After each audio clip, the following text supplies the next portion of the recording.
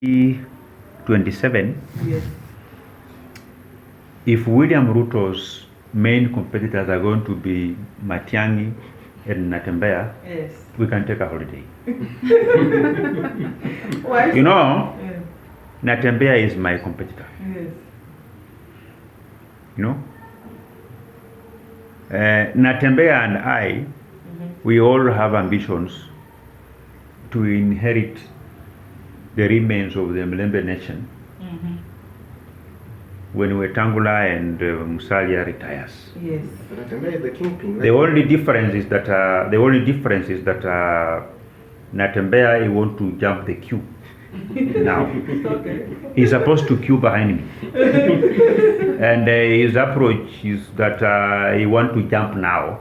Me, I'm saying there is something we can learn from Musalia and Wetangula by being closer to them, so that we understand what is it that they never did and what is it that they did, because a coin has two sides. Yes.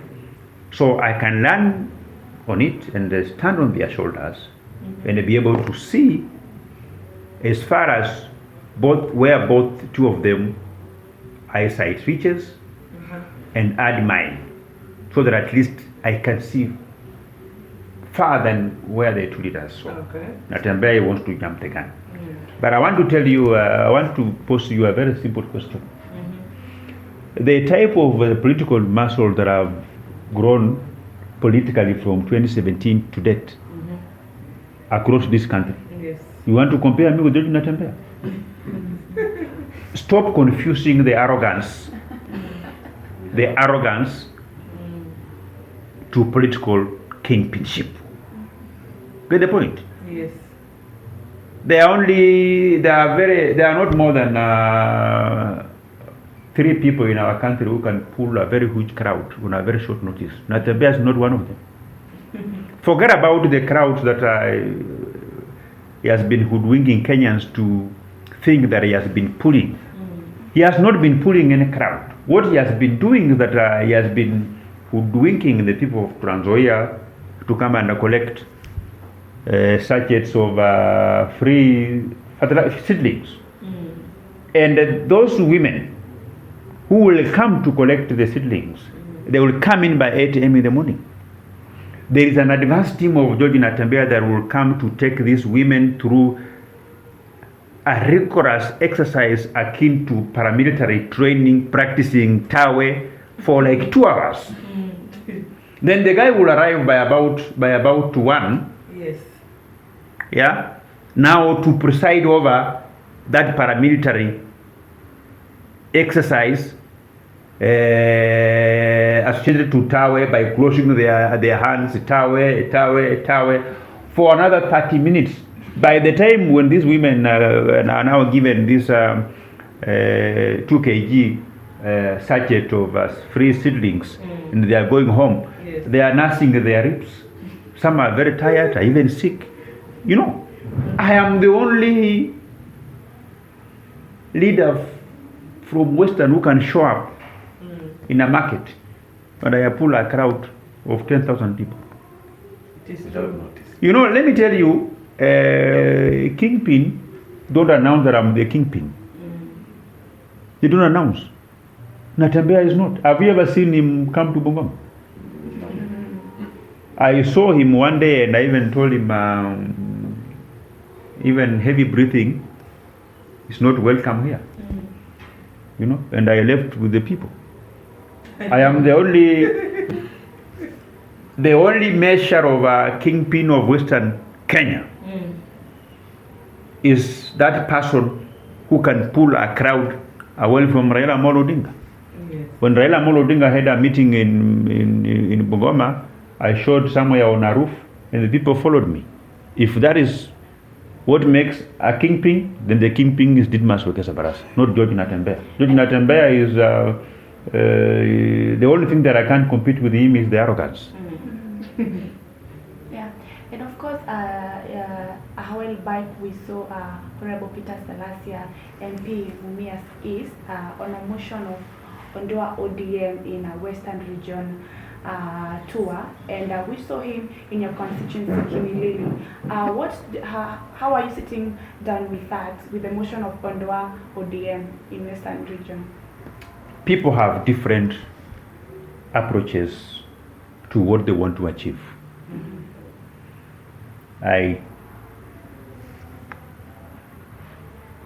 We extincted ODM in Bungoma by not pointing the finger at anybody. In my constituency, there is no ODM at all. You just develop a syllabus by practicing it. You just behave in a manner that you think ODM has behaving to the contrary. You just redefine your development structure and engagement with the people. The other political parties will just fall off. You get the point? And I want you to mark my words. Because of how I have performed as a young member of parliament in Bungoma County, wait for 2027. It will come a time where you will have so many young people in the leadership position. Because you redefine the way the voters view aspirants. Today you have got so many young people in Western Kenya who have come up agitating for change. They are drawing their aspirations and courage from Didmus Barasa. I have been the only voice for the young people in Western Kenya for a very long period of time. But of course, Salasia is serving a first time in parliament. I've been in parliament for now, I'm going to 10 years. Salasia is my student. And I think I was telling somebody that who was trying to say that Peter Salasia, I think is not a good leader, he's a bad leader. The way he does his things is not something that is good. And I was very honest to tell them that today, if Peter Salasia runs for governor of Kakamega, he will win. Politics is not about the academic credentials. Why do you think it's not about the professionalism? Politics is not about. Politics is about creating hope to the people who follow you, and that hope is created along specific problems those people go through.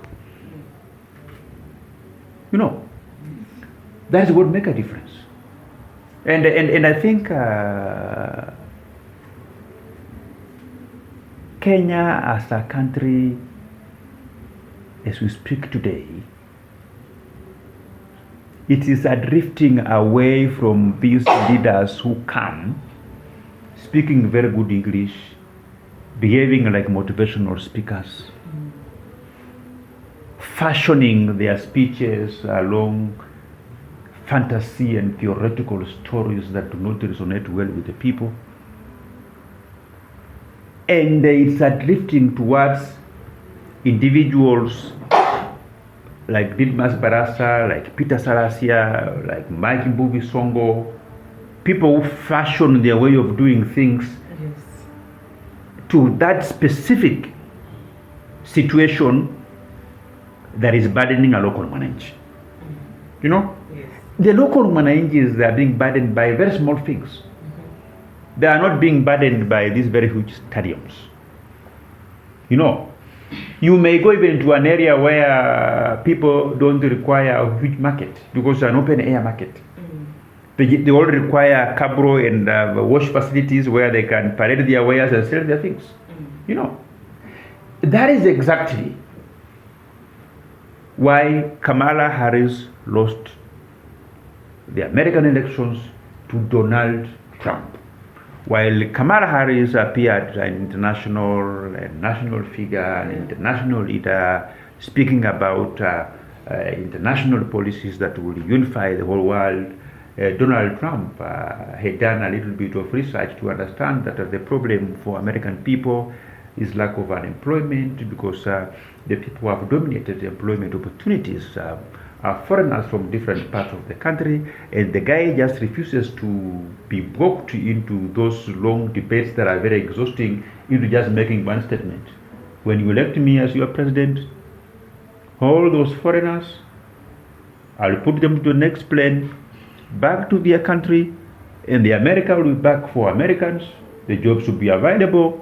I am going to close and stop the money that American has been wasting in USAID and supporting very many activities, lesbian activities, LGBTQ.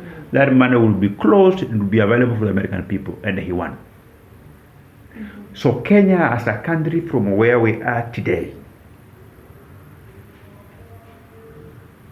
it needs people who will understand that for you to decongest the Bungoma County Referral Hospital, you don't do it by building another hospital next to it. Okay. When you want to decongest the Kakamega General Referral Hospital, you don't build another hospital next to it. Decongesting Bungoma Referral Hospital is building capacity of the more than 10 sub-county hospitals from every constituencies. You build their capacity so that there is no need of an individual to travel from Cheptais, from Kapsokor, from Kimilili, from Webuye, from Silesia to Bungoma County Referral Hospital for a CT scan procedure, for a small procedure. When you want to decongest the Kakamega County Referral Hospital, it's not to build another hospital next to it that is a shell and that has gobbled billions of shillings, but you require to build the capacity of a hospital in Lukuyani, in Lugari, in Malava, Yes. in Shinyalu, in Ukolomani, in Mumias, in Butere, so that there is no need for a person to walk from Mumias, from Lukuyani, from Huisero to Kakamega for a simple medical procedure, which they can just do it from the sub-county referral hospital that is next and near to their home. Kenya of today, the voters of Bungoma, the voters of Kakamega, the voters of Kenya are looking for a man that thinks along my line. Mheshimiwa, speaking about the leaders of Kakamega, I want you to talk to us about Honorable Cleopas Malala, because he was a party leader. He was your party leader of UDA, and later on he was removed from there. We also recently we had problems about the Butere girls and Cleopas Malala. What can you tell us about that? You know, Malala is my friend, and for your information, I'm his elder brother. When he was in Form 4 at French School Kamsinga in Kimilili, Yes. I had already finished Form 4. So he's a young man that if we were born by same mother, he will be my follower. Okay. Because I think I'm 2 years older than him. He only has one problem, which I think I have spoken with him on very many times. Yes.